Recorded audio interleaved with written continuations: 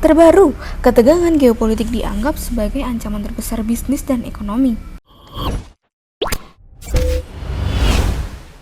Halo teman-teman, kembali lagi di video saya ya.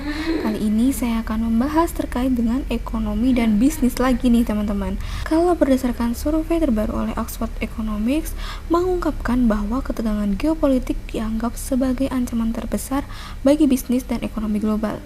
Bahkan kepala skenario makro dan penulis survei Oxford Economics, Jamie Thompson, mengatakan bahwa studi itu mengkonfirmasi persepsi resiko ekonomi telah berubah secara signifikan untuk bisnis. Survei tersebut menunjukkan sekitar 36% bisnis yang disurvei memandang ketegangan geopolitik sebagai risiko utama saat ini. Salah satunya yang terjadi di Taiwan, Korea Selatan, dan Rusia. Sementara bisnis terus melihat lonjakan inflasi sebagai risiko jangka pendek yang signifikan. Bisnis tampak lebih yakin bahwa inflasi pada akhirnya akan mereda. Penelitian survei ini datang di tengah ketegangan antara Amerika dan Cina ketika hubungan bilateral kedua negara mencapai titik terendah dalam beberapa tahun terakhir. Salah satunya situasi di Taiwan, di mana Cina bersikeras bahwa urusan di kawasan itu merupakan urusan dalam negeri, di mana Beijing menganggap pulau yang diperintah sendiri secara demokratis itu sebagai bagian dari wilayahnya. Survei tersebut juga menyoroti meredanya kekhawatiran atas risiko terkait sistem perbankan, tapi masalahnya tetap tinggi. Sekitar 30% responden Oxford Economics masih melihat pengetatan pasokan kredit atau krisis keuangan besar-besaran sebagai salah satu risiko utama untuk jangka pendek. Beberapa investor seperti Kevin O'Leary telah memperkirakan siklus kenaikan suku bunga Federal Reserve Amerika Serikat yang sedang berlangsung dapat menyebabkan lebih banyak kegagalan bank regional di negara itu.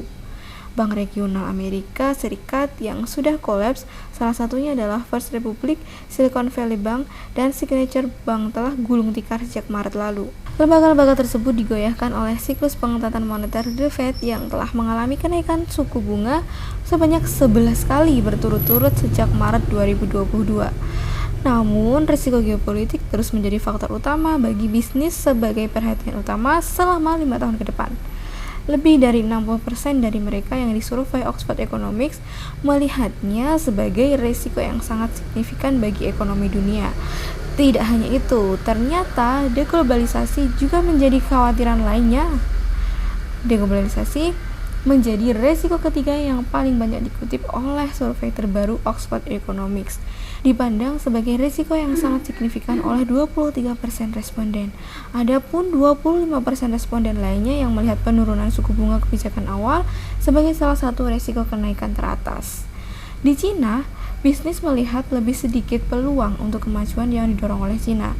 Pelemahan berkelanjutan di sektor real estate Cina membebani investasi, permintaan asing tetap lemah, dan pengangguran kaum muda yang meningkat sebesar 20,8% pada Mei 2023, yang menunjukkan kelemahan pasar tenaga kerja. Begitulah teman-teman ekonomi di negara-negara besar di luar sana. Lalu bagaimana dengan kabar Indonesia saat ini ya? Dengan perkembangan ini, tren pertumbuhan ekonomi di seluruh dunia menjadi beragam. Namun, lanjut Ibu Sri Mulyani, Indonesia termasuk negara yang memiliki pertumbuhan terkuat dan persistensi tinggi. Karena berdasarkan pernyataan Ibu Sri Mulyani, Indonesia terus-menerus mempertahankan pertumbuhan di atas 5% dalam 6% terakhir di negara lain yang mungkin bagus, tapi merasa cukup tajam pada 2023 ini. Untuk Indonesia, IMF memperkirakan pertumbuhan ekonomi Indonesia akan mengalami moderasi di kisaran 5% pada 2023, setelah tumbuh 5,3% pada 2022. IMF menegaskan bahwa penurunan ini dipicu oleh lesunya permintaan dari partner dagang Indonesia. Di sisi lain, Indonesia diperkirakan akan menghadapi tekanan dari sisi permintaan domestik. Untuk itu, lesunya pasar tenaga kerja di Indonesia dipastikan akan meredam tekanan inflasi. Sementara itu, pengetatan baru-baru ini kebijakan moneter diproyeksikan dapat menjaga ekspektasi inflasi tetap terjangkau dan inflasi ini tetap terjaga sekitar 3% pada tahun 2023. Segitu dulu ya teman-teman pembahasan bisnis dan ekonomi kali ini. Informasi lebih lanjut dan konsultasi bisnis dapat mengunjungi website kami di bawah ini di www.kjati.id.